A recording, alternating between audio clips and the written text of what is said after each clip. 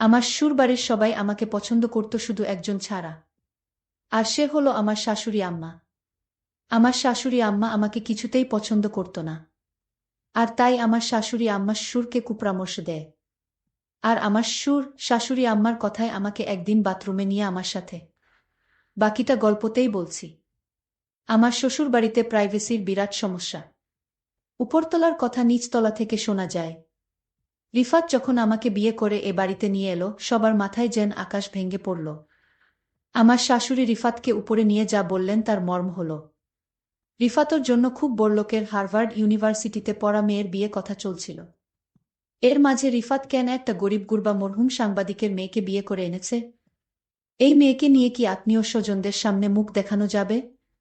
Rotary ক্লাবের মিটিংয়ে যাওয়া যাবে? রিফাত বোধহয় বাড়ি ছেড়ে দেয়ার হুমকি দিল, ওতে আপাতত কাজ হল। শাশুড়ি আম্মা তিতা ঔষধের মতো আমাকে কোনো রকমে গিললেন। আসলে শাশুড়ি আম্মার রাগ করাটাই স্বাভাবিক। গুলশানে ওনাদের এত বড় দোতলা বাড়ি, সামনে পেছনে বিরাট লন। শ্বশুর সাহেব আর্মি থেকে আর্লি রিটায়ারমেন্ট নিয়ে এরশাদের আমলে বিরাট ব্যবসা আরম্ভ করেছিলেন।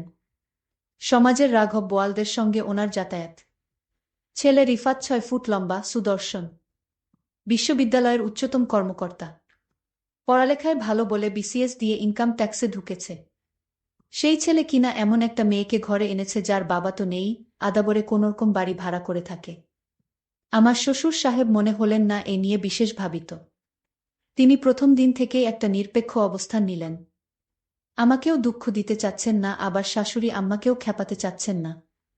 হয়তো কখনো ডাইনিং রুমে আমার সঙ্গে একটু হেসে কথা বলছেন, শাশুড়ি আম্মা ঢোকার সঙ্গে সঙ্গে আড়ষ্ট হয়ে খাবারে মন দিলেন।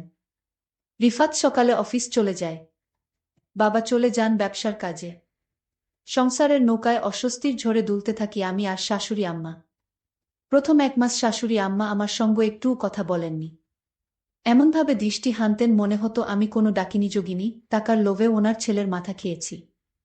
এর মাঝে আল্লাহর বিচার, শাশুড়ি আম্মা হঠাৎ মাথা ঘুরে বাথরুমে পড়ে গেলেন। আমি গিয়ে তাড়াতাড়ি ওনাকে মেঝে থেকে টেনে ওঠালাম, কাঁধে ভর দিয়ে ওনাকে বিছানায় নিয়ে শোয়ালাম। আমি একটা গামছায় বরফ ভরে ওখানে চেপে ধরলাম। শাশুড়ি আম্মা খানদানি পরিবারের অভিজাত মহিলা। আমি স্পর্শ করামাত্রই কেমন শক্ত আর আড়ষ্ট হয়ে গেলেন।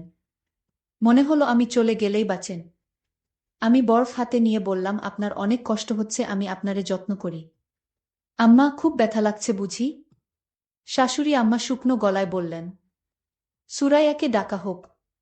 সুরাইয়া আমাদের কাজের মেয়ে, আজ আসেনি।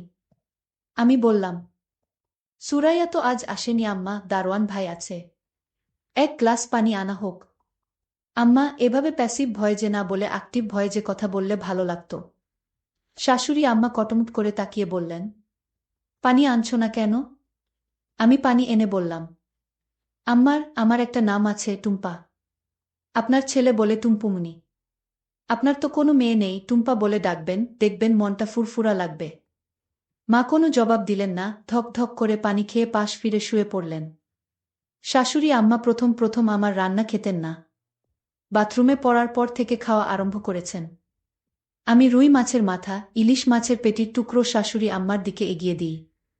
শাশুড়ি আম্মা প্রশংসা অপ্রশংসা কিছুই করেন না। আমার শ্বশুর সাহেব কম বেশি শাশুড়ি আম্মাকে অনুসরণ করেন, সংসারে খামোখা ঝামেলা পাকাতে চান না। সেদিন চিংড়ির দোপেঁয়াজা রাঁধছি, শাশুড়ি আম্মা কি কাজে কিচেনে এসেছেন। আমি চামচে একটু দোপেঁয়াজা এগিয়ে দিয়ে বললাম, মা টেস্ট করে দেবেন কেমন হয়েছে। মা কটমট করে আমার দিকে তাকিয়ে চামচ থেকে দোপেঁয়াজা চাখলেন। তারপর বললেন, বাড়িতে নারকেলের পাউডার আছে, ওটা দিয়ে মালাইকারি রেঁধো, মজা হবে। যাওয়ার সময় একবার ঘুরে বললেন, এটাও খারাপ না, তোমার বাবা পছন্দ করবেন। আমার নিজের মা খুব সংকোচে মাঝে মাঝে ফোন করেন। আমি যে এভাবে হুট করে বিয়ে করব সেটা মাও জানতেন না। অথচ আমি এ বাড়িতে আসার 3য় দিন আমার শাশুড়ি আম্মা মাকে একচোট কথা শুনিয়ে দিয়েছেন। মা ফোন করলেই জানতে চান আমি কেমন আছি। আমি জানাই খুব ভালো আছি। মা কি বুঝেন কে জানে, মন খারাপ করে ফোন রাখেন। এভাবে মাসের পর মাস কেটে যাচ্ছিল, শাশুড়ির মনের তাপমাত্রা কিছুতেই 0 ডিগ্রি সেলসিয়াসে উপরে ওঠানো যাচ্ছিল না। সম্পর্কের বরফ গলতে সময় লাগছিল। অবশেষে একদিন সন্ধ্যায় আমি শাশুড়ি আম্মার প্রাণ ভোমরার সন্ধান পেলাম। আমাদের বাড়িতে রাত 8টায় খাওয়ার নিয়ম। রাতের খাওয়া শেষ হলে একটু গুছিয়ে আমি সোজা বেডরুমে চলে যাই। তখন থেকে সকাল 7টা পর্যন্ত সময়টা রিফাত আর আমার। এই সময়টা আমি অর্জন করি সারাদিন শাশুড়ি আম্মার অবহেলা সহ্য করে। পারতপক্ষে তখন আমি ঘর থেকে বের হই না। আমি আর রিফাত মনের সুখে মুভি দেখি। সেদিন কি কারণে বেরিয়েছি? ওমা, দেখি ড্রয়িং রুমে শাশুড়ি আম্মা একা একা খিল খিল করে হাসছেন। ওনার এরকম হাসি আমি কখনো শুনিনি। দরজার কাছে গিয়ে দেখলাম শাশুড়ি আম্মা স্টার প্লাসে শ্রীমান শ্রীমতী নামের এটা সিরিজ দেখছেন। আমি আস্তে করে গিয়ে শাশুড়ি আম্মার পাশে বসলাম। আম্মা একবার কটমট করে আমার দিকে তাকালেন। তারপর আবার টিভিতে মনোনিবেশ করলেন। হাসির মুভি তো চাইলেও গম্ভীর থাকতে পারছিলেন না, একটু পর পর ফিক করে হাসছিলেন। আমিও হাসিতে যোগ দিয়ে বললেন, আম্মা দেখেন মনীষা এটা কি করল। যাই হোক, আমি শাশুড়ি আম্মাকে সবসময় হাসি খুশি রাখার চেষ্টা করতাম, কিন্তু শাশুড়ি আম্মা আমাকে পছন্দ করত না। শাশুড়ি আমার সাথে সবসময় আচরণ খারাপ করে। মনে হয় এ বাড়িতে আমি তাদের শত্রু। আমার স্বামী আমাকে অবশ্যই পছন্দ করে, কিন্তু আমার শাশুড়ি আম্মা আমাকে পছন্দ করে না। এক রাতে শাশুড়ি আম্মা আমার শ্বশুরের সাথে কানাকানি করছে। ফিসফিস করে আমার বিরুদ্ধে কি যেন বলল, আমি তেমন কিছু বুঝতে পারিনি। তবে এরপর দিন থেকে বাড়িতে আমি আমার শ্বশুরকে অন্যরকম দেখতে পেলাম। শ্বশুর আমাকে আগে যেভাবে বোমা বলে ডাকতেন, আজ আর তার মুখে সেই মধুর ভাষা নাই। প্রতিদিন সকালে নাস্তা করার সময় শ্বশুর আমাকে নিয়ে একসাথে নাস্তা করতেন। কিন্তু আজ আমাকে ডাক দেয়নি একসাথে নাস্তা করার জন্য। আমি বুঝে গেছি শাশুড়ি আম্মার কান পড়া পেয়েছে। জানি না আমার সাথে কি হয়। এরপরের দিন আমি আমার রুমে ঘুমাতে গেলাম।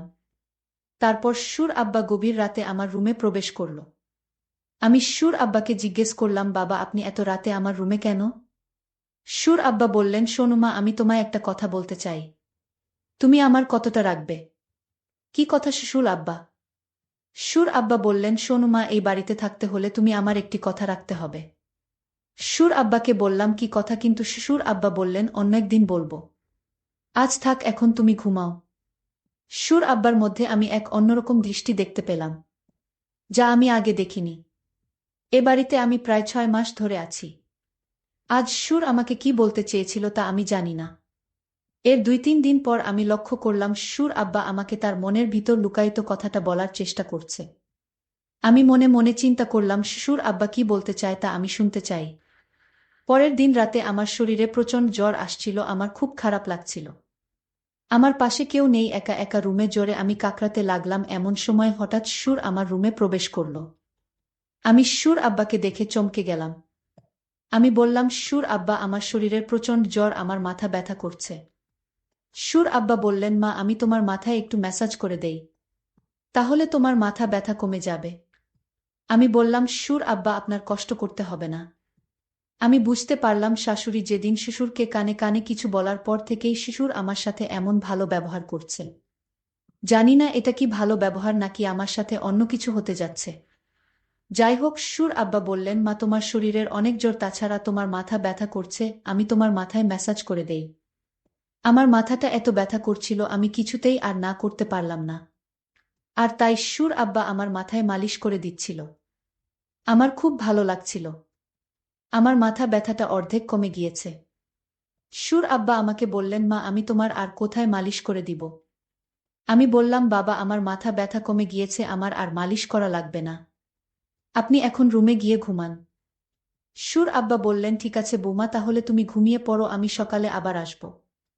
শ্বশুর আব্বা যখন রুম থেকে বের হতে লাগলেন, আমি শ্বশুর আব্বাকে ডাক দিলাম, বাবা শুনে যান। শ্বশুর আব্বা বললেন, কিছু বলবে বৌমা? আমি বললাম, হুম বাবা, আপনি আমাকে কি কথা বলতে চেয়েছিলেন? বলবেন বলবেন করে আর বলা হলো না। শ্বশুর আব্বা বললেন, মা আমি তোমাকে যে কথাটি বলতে চাচ্ছি সেই কথাটা বললে তোমার মনটা খারাপ হয়ে যেতে পারে। বাবা আপনি বলেন, আমার মন খারাপ করব না। আপনি আমার বাবার মতো। আপনি যা বলবেন আমি তা মেনে নিব। শ্বশুর আব্বা বললেন, তার আগে তোমাকে আমার সাথে বাথরুমে যেতে হবে। আমি বললাম, বাবা বাথরুমে কেন? দরকার আছে, তুমি চলো, গেলেই বুঝতে পারবে। আমি অবাক হয়ে গেলাম তার কথা শুনে। আমি বললাম, ঠিক আছে বাবা, চলেন বাবা। তারপর বাথরুমে গিয়ে যা দেখলাম তা দেখে আমার মনে হলো আমার চোখ কপালে উঠে গেল। 4টা ক্যামেরা লাগানো।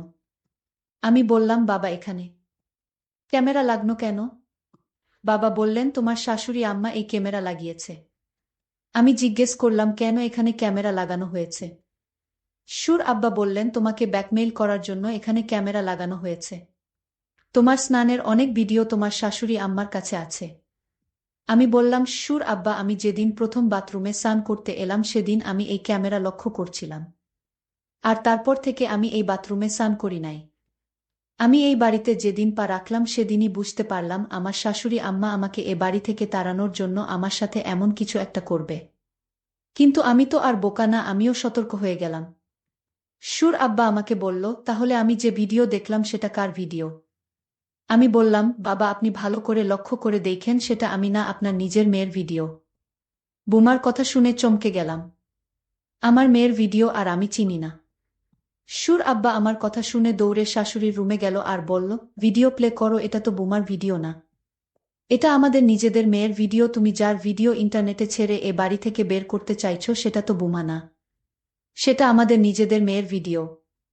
সুর আব্বার কথা শুনে চমকে গেল শাশুড়ি। আমি তখন আমার শাশুড়ি আম্মাকে বললাম দেখুন আপনারা আমাকে যতটা বোকা ভাবছেন আমি ততটা বোকা না।